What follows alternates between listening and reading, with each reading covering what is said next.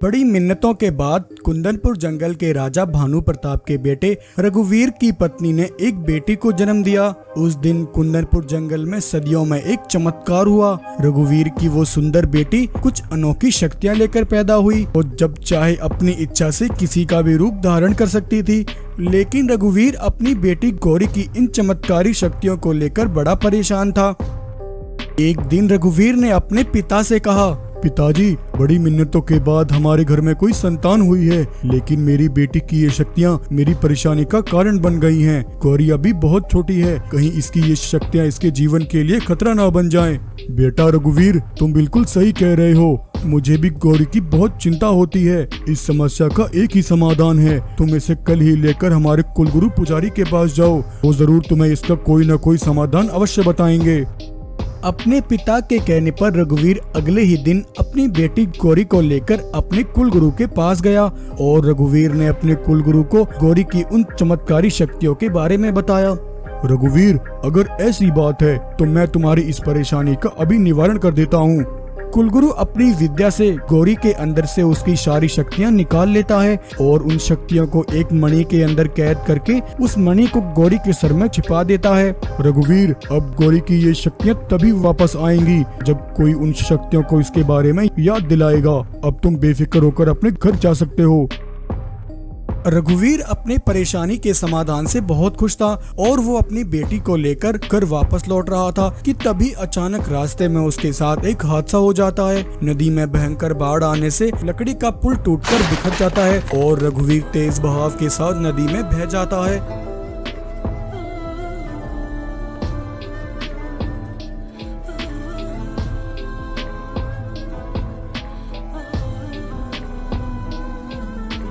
जब भानु प्रताप के सिपाहियों को इस घटना की खबर मिली तब कुंदनपुर के सिपाही सारी नदी को ठान मारते हैं, लेकिन उन्हें रघुवीर की लाश कहीं नहीं मिलती। सिपाही गौरी को लेकर वापस अपने जंगल लौट आते हैं। जब गौरी की मां रुमझुम शेरनी रघुवीर की मौत की खबर सुनी तो वो ये सदमा बर्दाश्त नहीं कर पाई और उसने वहीं उसी समय अपने प्राण त्याग दिए और इस तरह देखते ही देखते गौरी के ऊपर से उसके माता पिता का साया छिन जाता है। अब गौरी के लिए उसकी दादाजी भानु प्रताप ही उसका एकमात्र सहारा थे। भानु प्रताप जैसे तैसे गौरी का पालन पोषण करते हैं। वहीं कुंदनपुर जंगल से कुछ दूर एक पुराने खंडर में भैरव नाम का एक लालची और घमंडी बाघ अपने कुछ सिपाहियों के साथ रहा करता था। भैरव सालों से एक ऐसी चमत्कारी शक्ति की तलाश में था जिसे पाकर वो अपनी सारी इच्छाएं पूरी कर सके। सालों पहले मैंने जो सपना देखा था, मुझे हर हाल में अपना वो सपना पूरा करना है। धरती, आकाश, पाताल, जहाँ कहीं भी वो चमत्कारी शक्ति मौजूद है, मैं उसे हासिल करके ही रहूंगा। अब ऐसे ही 20 वर्ष बीत जाते हैं। गौरी अब बड़ी हो जाती है। एक दिन गौरी नदी से पानी पीकर अपने जंगल वापस लौट रही थी। रास्ते में गौरी को एक घोड़े का बच्चा जख्मी हालत में पड़ा हुआ मिलता है। गौरी उस बच्चे की हालत देखकर उसकी मदद करने की सोचती है। गौरी के ऐसा सोचते ही उसके अंदर उसकी सारी चमत्कारी शक्तियाँ वापस आ जाती हैं और वो अपनी शक्तियों से उस घायल घोड़े के बच्चे को ठीक कर देती है। तभी इतने में उस बच्चे की माँ मादा घोड़ा वहाँ आई। शुक्रिया बहन, तुम्हारा बहुत बहुत शुक्रिया। आज तुमने मेरे बच्चे की मदद करके मुझ पर बहुत बड़ा एहसान किया है। भगवान तुम्हारी हर इच्छा पूरी करे। लेकिन उस दिन गौरी को घोड़े की बच्चे की मदद करते भैरव बाघ अपनी आंखों से देख लेता है। मुझे अपनी आंखों पर विश्वास नहीं होता, ऐसी चमत्कारी शक्तियाँ आखिर इस शेरनी के अंदर कहां से आईं?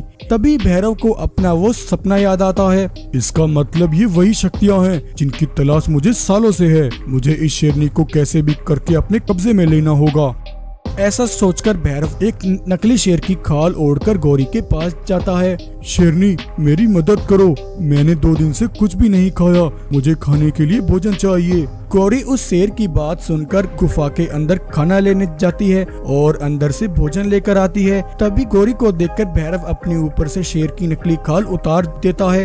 हा हा हा हा हा हा हा। शेरनी, आज मैं तुझे नहीं छोड़ूंगा। तेरी तलाश में मुझे बरसों लग गए, अब मेरा वो बरसों पुराना ख्वाब पूरा होगा। लेकिन इससे पहले भैरव कुछ करता, कुंदनपुर के सिपाही वहाँ आ जाते हैं। सिपाहियों को देखकर भैरव वहाँ से भाग जाता है। ये भानु प्रताप मुझे इतनी आसानी से उस शेरनी तक नहीं पहुंचने देगा। लगता है अब सीधी उंगली से घी नहीं निकलेगा। भैरव काली घाटी के एक कैद खाने में जाकर एक सफेद शेर से मिलता है। पिछले 15 सालों से मैंने अपने जिस मकसद के लिए तुम्हें बंद कर रखा था, अब उसे पूरा करने का वक्त आ गया है। मुझे गौरी शेरनी की वो सारी शक्तियाँ चाहिए। इसके लिए तुम्हें मेरी मदद करनी होगी। गौरी तक पहुँचने के लिए तुम्हारे रास्ते में जो भी आए उसे अपने रास्ते से मिटा दो, लेकिन उस गौरी को मेरे पास घसीट कर ले आओ। भैरव पूरे 15 साल बाद रुद्र को आजाद कर देता है। गौरी एक दिन जंगल से जा रही थी कि तभी रास्ते में कुछ बाघ मानव सिपाही गौरी के सामने आकर उसका रास्ता रोक लेते हैं। यही वो शेरनी है, पकड़ लो इसे। एक बाघ मानव गौरी को पकड़ने उसके पास आता है। तभी रुद्र वहां आकर उस बाघ मानव पर जोरदार हमला करता है। ये देख बाकी बाघ सिपाही वहां से भाग जाते हैं। कौन हो तुम बहादुर शेर? अगर आज तुम ना होते तो ये बाघ मुझे मार ही डालते। मेरा नाम रुद्र है, मैं यहीं पास के जंगल में रहता हूँ। रुद्र गौरी को अपने बारे में सब बताता है और गौरी भी रुद्र को अपने परिवार के बारे में सारी बात बताती है। रुद्र की बहादुरी देख गौरी मन ही मन रुद्र को पसंद करने लगती है और वो एक दिन रुद्र को लेकर अपने दादा भानु प्रताप के पास आती है और उसके सामने रुद्र से अपनी शादी का प्रस्ताव रखती है। रुद्र, तुम एक बहादुर सिपाही हो। गौरी, रुद्र तुम्हारे लिए एक अच्छा जीवन साथी है। मुझे तुम्हारा ये रिश्ता मंजूर है। और इस तरह भानु प्रताप ने रुद्र और गौरी की शादी करा दी। लेकिन जिस मकसद के चलते रुद्र गौरी के पास आया था, रुद्र को जब अपना मकसद याद आया तो वो बहुत परेशान हो गया। और एक दिन रुद्र गौरी को अपनी बातों में बहलाकर भैरव के ठिकाने ले गया। भैरव गौरी को अपने सामने देखकर बहुत खुश होता है। हा हा हा हा हा हा हा। रुद्र, आज तुमने मेरा वो मकसद पूरा किया। जाओ रुद्र, मैंने तुमसे जो वादा किया था वो भी जल्द पूरा हो जाएगा और तुम भी आज से आजाद हो। भैरव गौरी को अपनी कैद में कर लेता है। गौरी भैरव की कैद में आकर परेशान हो जाती है, उसे कुछ समझ नहीं आता। उधर रुद्र बरसों बाद अपने माता पिता से मिलता है जो पिछले 15 वर्षों से भैरव की कैद में थे। बेटा, हमने तो अपनी जीने की उम्मीद ही छोड़ दी थी, आखिर ये सब कैसे हुआ? तब रुद्र अपने माता पिता को सारी बात बताता है। बेटा, जो कुछ भी हुआ उसमें उस बेचारी गौरी का कोई दोष नहीं है। तुमने उसके साथ अच्छा नहीं किया।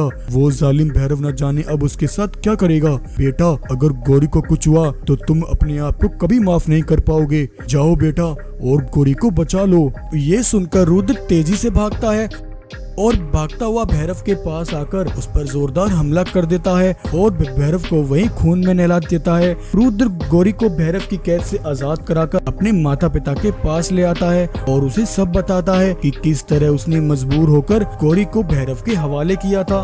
गौरी भैरव को माफ कर देती है और इस तरह रुद्र खुद को और अपने परिवार को सालों बाद भैरव की कैद से आजाद करा लेता है।